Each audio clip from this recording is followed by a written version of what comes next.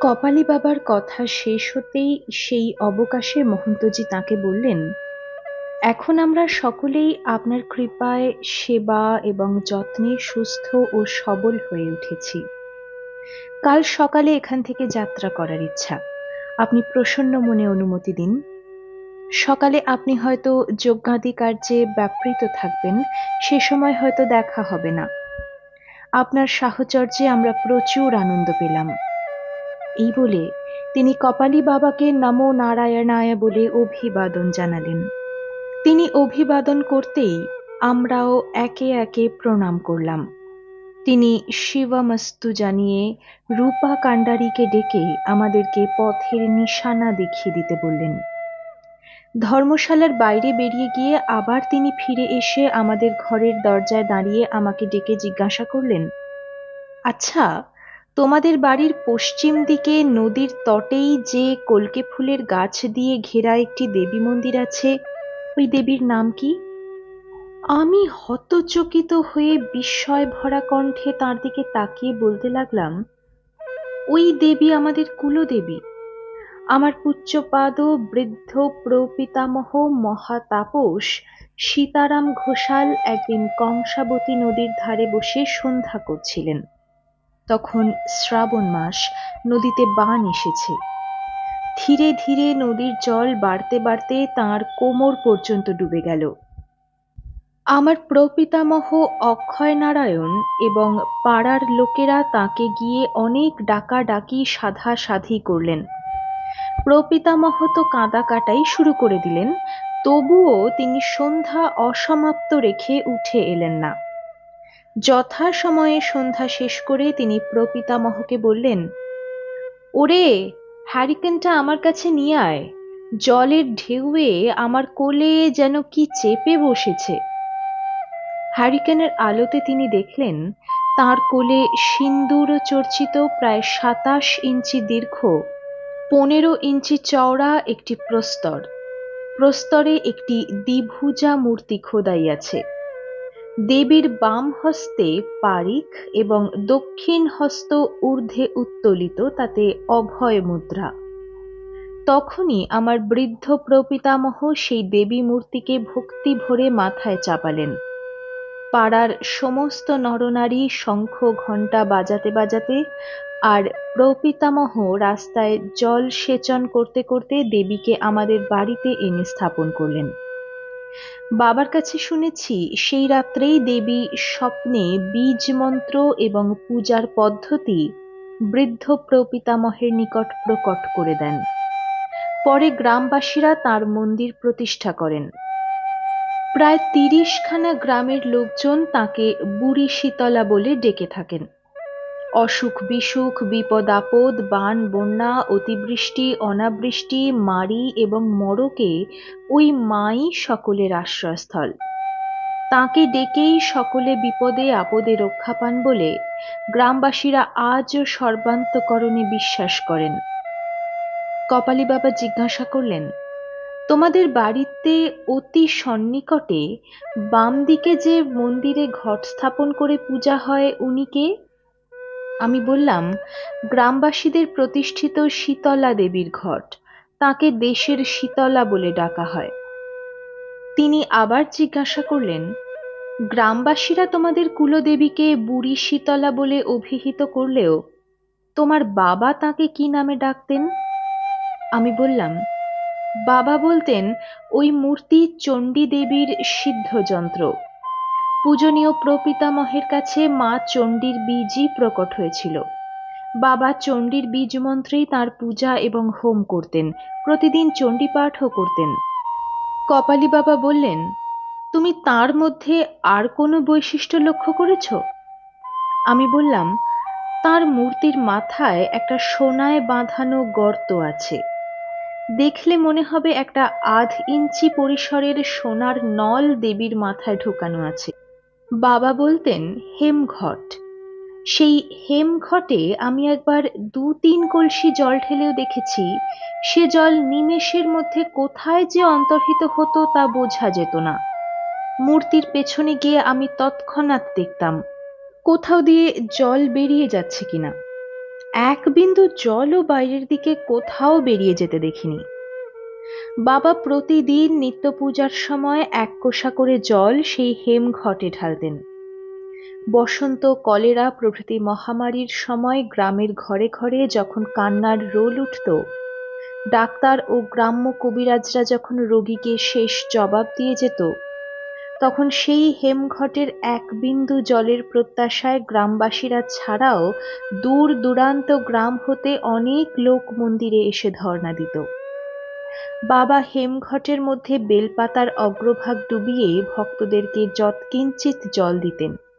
তাতে দেখেছি মৃত্যু পথযাত্রীও সেই জল মায়ের প্রসাদ হিসাবে পান করে নিরাময় হয়ে উঠেছে। কপালী বাবা বললেন, ওই দেবী মূর্তি চণ্ডীর সিদ্ধযন্ত্র সন্দেহ নাই। প্রস্তরময় সিদ্ধযন্ত্রে যেসব চিহ্ন থাকে তা হল গুহ্য সাধন সংকেত। তোমাদের কুলদেবীর বাম হস্তে রয়েছে পারিক। পরিখের একটি অর্থ লৌহ কণ্টকযুক্ত মুদ্গর, অর্থাৎ এটি একটি প্রাচীন যুদ্ধাস্ত্র হলেও পরিখ সূচিত করছে বিষকুম্ভাদি সপ্তবিংশতি যোগের অন্তর্গত যোগ বিশেষ।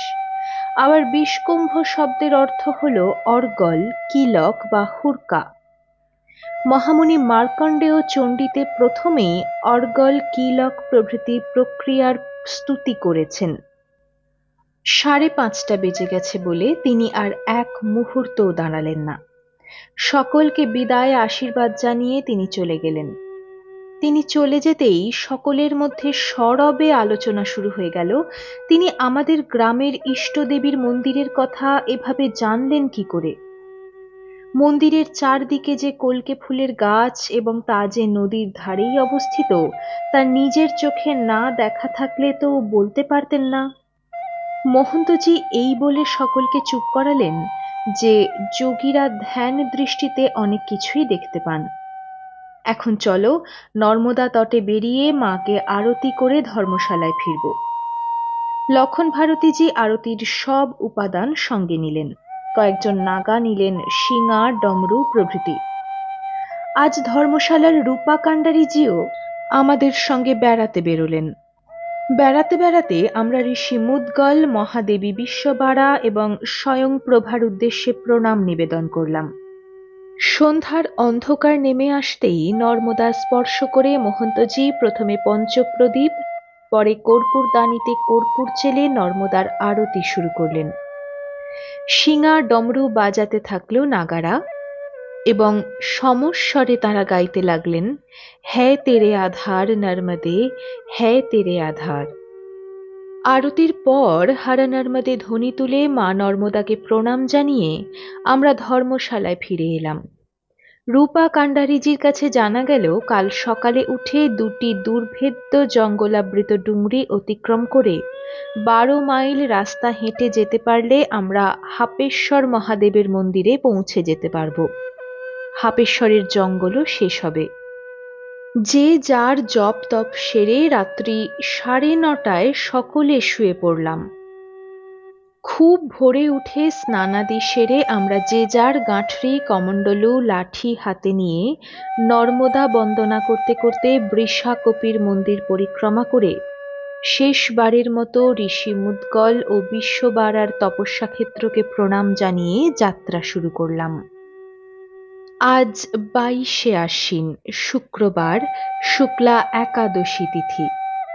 রূপা কাণ্ডারি প্রায় 1/2 মাইলটাক রাস্তা এগিয়ে দিয়ে ফিরে গেলেন।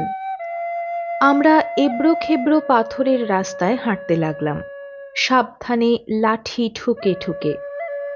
আরও 1/2 মাইলটাক রাস্তা এভাবে হাঁটার পর দেখলাম নর্মদার গতিপথ আবার বেঁকে গেল। নর্মদার ধারে বড় বড় ঘাস বন। এরকম লম্বা লম্বা বিচিত্র প্রকৃতির ঘাস এর আগে দেখিনি। লক্ষণ ভারতীজি বললেন, পাটেরা ঘাস বা। আমি মনে মনে ভাবছি, ভাগ্যিস ভোরে স্নান করে এসেছি। এই ঘাসবন ঠেলে নর্মদাতে স্নান করা তো দূরের কথা, 1 কমণ্ডলু জলের দরকার হলেও তো নর্মদাতে নেমে তা সংগ্রহ করা দুঃসাধ্য। নর্মদা উদ্গম মন্দির হতে দক্ষিণ দিকে ভৃগু কমণ্ডলু যাওয়ার পথে বড় বড় ঘাসের বন দেখেছিলাম। সে ঘাসের মধ্যে ঢুকে গেলে মানুষের গলা মাথা পর্যন্ত ডুবে যায়, কিন্তু এই পাটেরা ঘাস তার চেয়েও লম্বা। সামনে আমরা একটা ডুংরি দেখতে পাচ্ছি, তার ঢালে এই ঘাসবন। ঘাসবন পেরিয়ে নর্মদা, ডুংরির অপর দিকের ঢালে বড় বড় গাছের সমারোহ। ডুংরির আকৃতি শিরাবহুল, ডুংরির উপর থেকে নিচ পর্যন্ত পাথরের শিরা নেমে এসেছে। মনে হচ্ছে যেন কোনো অতিবৃদ্ধ ব্যক্তির মুখের উপর কুঞ্চিত বলি রেখা। আমাদেরকে চড়াইয়ের পথে এই ডুংরির গা বেয়ে যেতে হবে। কতকটা হেঁটে যাবার পরেই লক্ষণ ভারতীজি হাতে তুলে আমাদেরকে দাঁড়িয়ে পড়তে ইঙ্গিত করলেন। আমাদের গোটা দলই থমকে দাঁড়িয়ে পড়ল। লক্ষণ ভারতীজির দৃষ্টি অনুসরণ করে আমরা দেখতে পেলাম আমাদের কাছ হতে প্রায় 70-80 গজ দূরেই যেন পুঞ্জীভূত কালো মেঘের একটা পাহাড় আমাদের পথ আটকে দাঁড়িয়ে আছে। একটা দাঁতালো বিরাট কায় বুনো হাতি। হাতি নড়ছে না, কাজেই আমাদেরও নরণচরণ বন্ধ। প্রায় মিনিট 10 এইভাবে রুদ্ধ নিঃশ্বাসে দাঁড়িয়ে থাকার পর হাতিটা সুর মাটিতে ঠুকে একটা অদ্ভুত আওয়াজ বার করতে থাকলো, আর সেই সঙ্গে মাটি থাবড়াতে লাগলো। লক্ষণ ভারতীজির সঙ্গে সঙ্গে পিছিয়ে এসে আমাদেরকে শুনিয়ে ফিসফিস করে বলতে লাগলেন, খবরদার, কেউ এক পাও নড়বে না, চুপ করে দাঁড়িয়ে থাকো।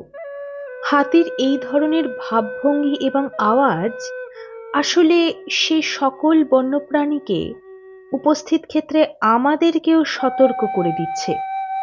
এই ধরনের আওয়াজ শুনে মনে হয় হাতিটি বাঘের গন্ধ পেয়েছে। দল ছাড়া নিঃসঙ্গ একা বলেই সে ভয় পেয়েছে। আমরা চুপ করে দাঁড়িয়ে থেকে মা নর্মদাকে স্মরণ করতে লাগলাম। হঠাৎ আমাদের চোখের সামনে হাতিটার গা ঘেঁষে একটা হলুদ আলো ঝিলিক মেরে উঠল। সঙ্গে সঙ্গে বজ্রপাতের মতো বাঘের গর্জন।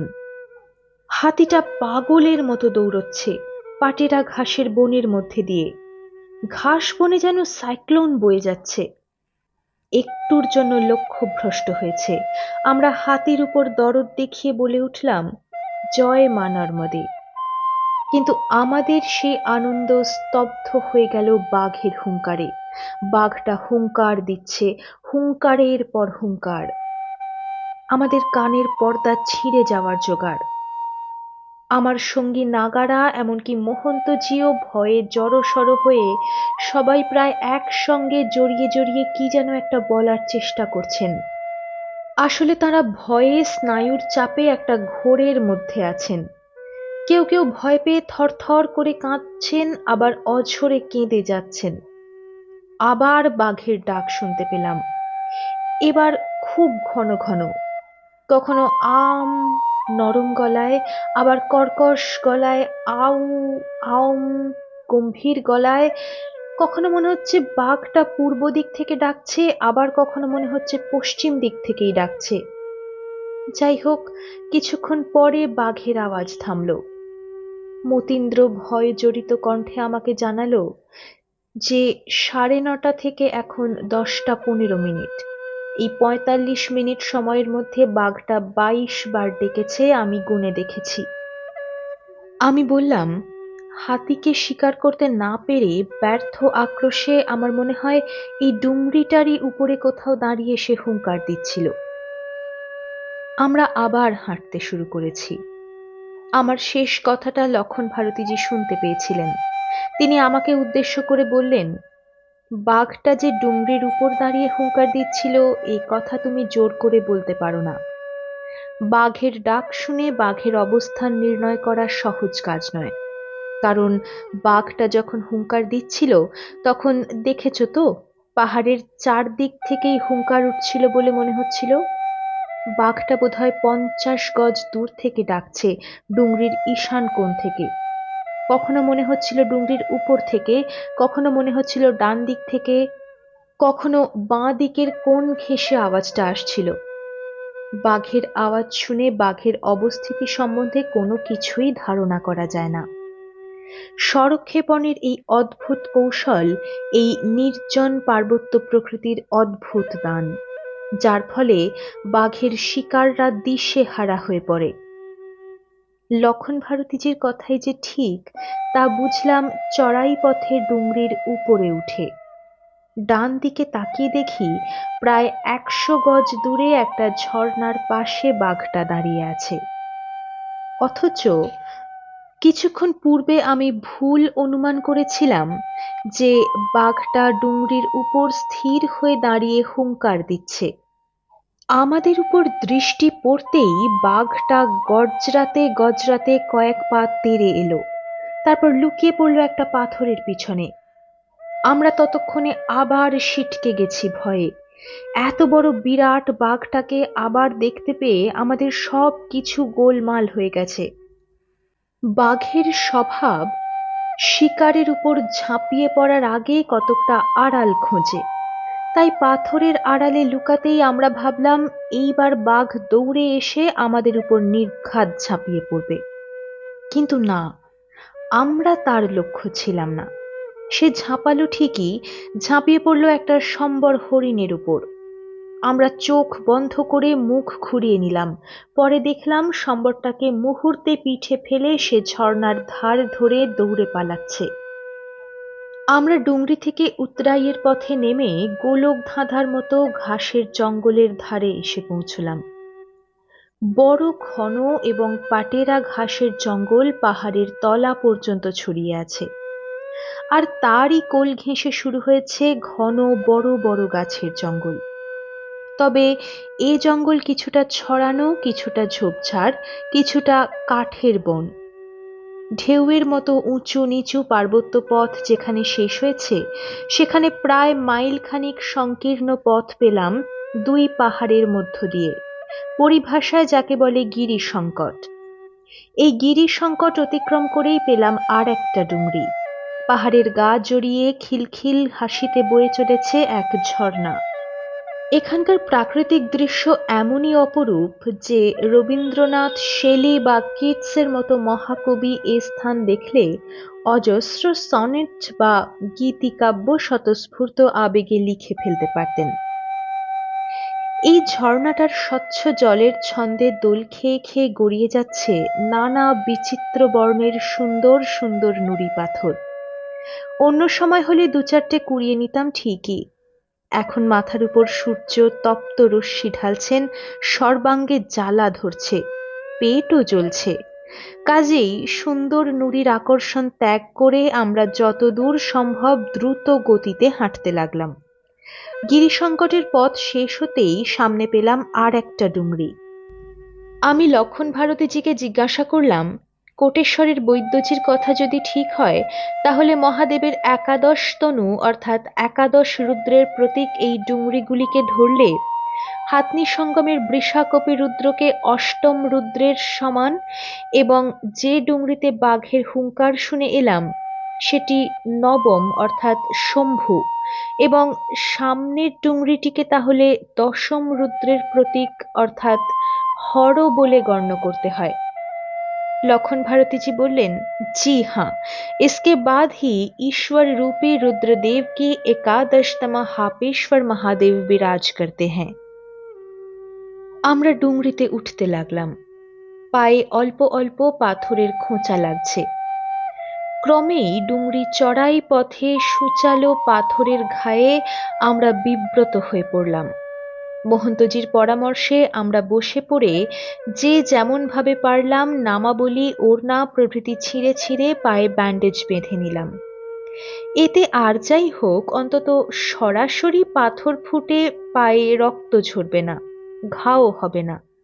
আমি ভাবলাম, এই বুদ্ধিটা যদি মহন্তজির মাথায় আগে আসতো, তাহলে ইতিপূর্বে আমাদের এত দুর্দশা হতো না। যে অবস্থায় আমরা ধর্মরায়ের মন্দিরে বা হাতনি সঙ্গমে পৌঁছেছিলাম, পায়ে এভাবে কাপড় জড়ানো থাকলে আমাদের দুর্দশা অতখানি মোটেই শোচনীয় হতো না। ডুংরির উপরে উঠেই আমরা দেখতে পেলাম নর্মদা দুর্দান্ত বেগে বয়ে চলেছেন। আঁকা বাঁকা অনিয়তাকার গতিপথ তাকে একটা স্বতন্ত্র রূপ দান করেছে।